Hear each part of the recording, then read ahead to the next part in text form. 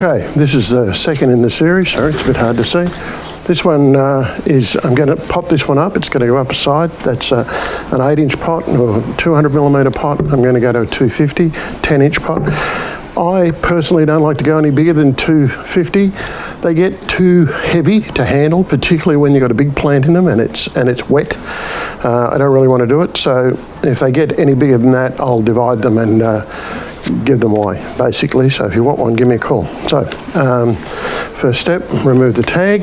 Again, this is Cymbidium, and you can see that this one is pushing the pot out. It's beyond the limits of the pot here. A little bit of space on this side, but it's time to go. A couple of back bulbs in the middle. Now these are going to be harder to get out than the last one, but so be it. So same thing, turn it, get a good grip on it, turn it upside down if you need to, maybe not, just pop that off, put that down out of the way because I'm not going to use it this time.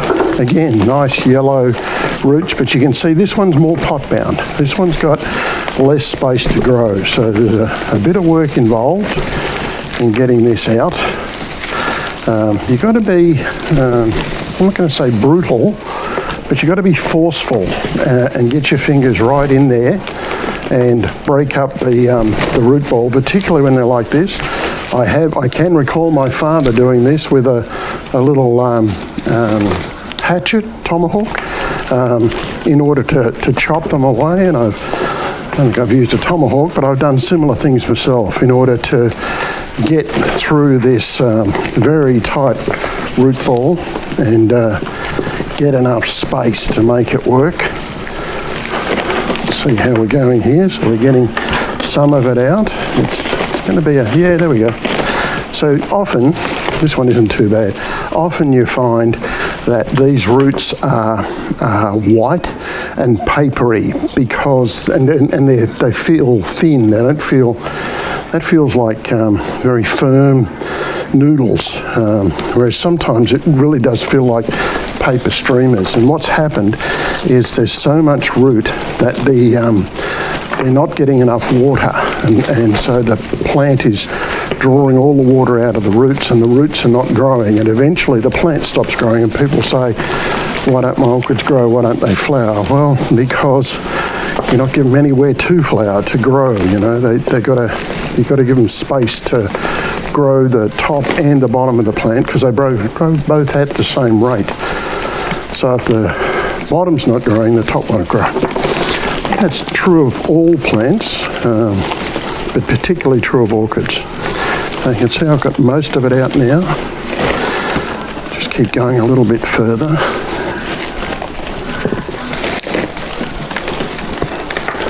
Oh, this one's a bit tighter on this side. I hadn't noticed that. I'm going to very deliberately break all that up. Can get quite straining on your hands eventually. Sometimes you need to take a bit of a break. But because I'm making a video, I'll keep going. There we go. It's breaking up now. So you just sort of, working it until you feel it sort of come loose in your fingers. Now that plant is almost falling apart. And you could do that. You could just say, well, let's separate it. I don't want to with this one. I'm going to pull the back bulb out.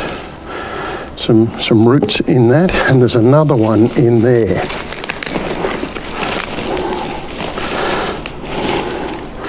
Quite a few roots in that one. So we'll just dispose of all of that. Put a bin there specifically for that reason that Ned didn't use it. So you can see now that plant is almost two plants. So in the normal, there's another back bulb in there. Pull that out too. Don't worry about taking the roots out. Doesn't matter. Plenty of roots for this plant. Take the opportunity to pull out some dead leaf. But then I don't like the look of that, so I'm going to take it out. And then I'm just going to fold it up again like that and put it back into the bigger pot. So that's almost ready to go. Should have had a pair of secateurs with me to chop those off, but that'll do. So then sweep all of that aside, put into the bin I prepared earlier.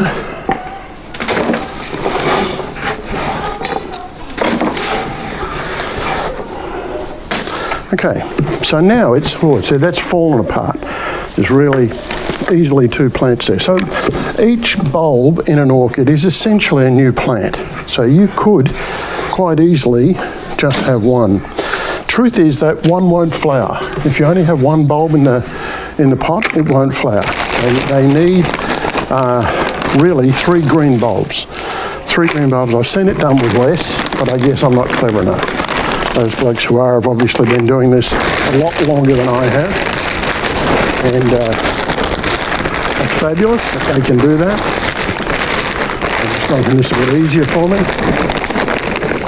Now I can get it in with 2 hands. Get some more of that.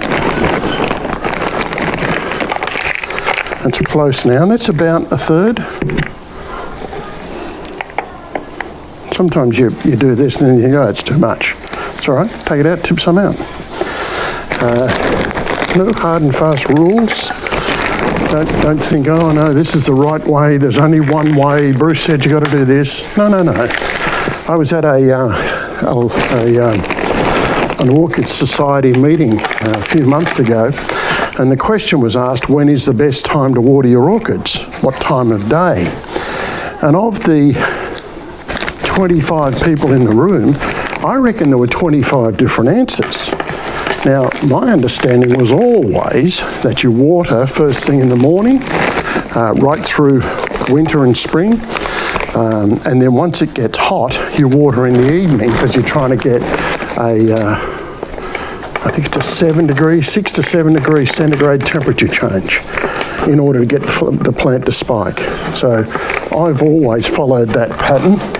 But there were people who said, no, only ever water at night, always at night. And then others who said, no, you have to water always in the morning.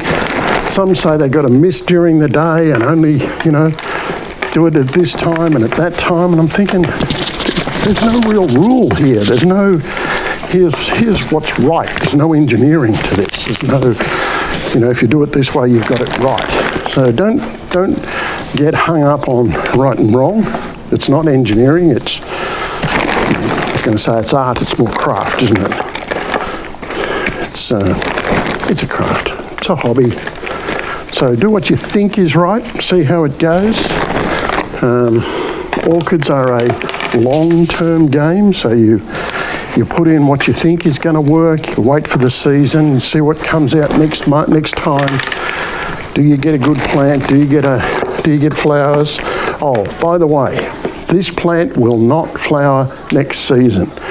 Doing this to it, the other one, the one that's just a repot back into the same pot with new medium, just carefully take out some back bulbs, that one will be fine. This one, because it's been opened up like that, because I've had to be a little more brutal with it, very unlikely to get a spike next year. It'll take another season. So important to have enough room for the plant to go for 2 years.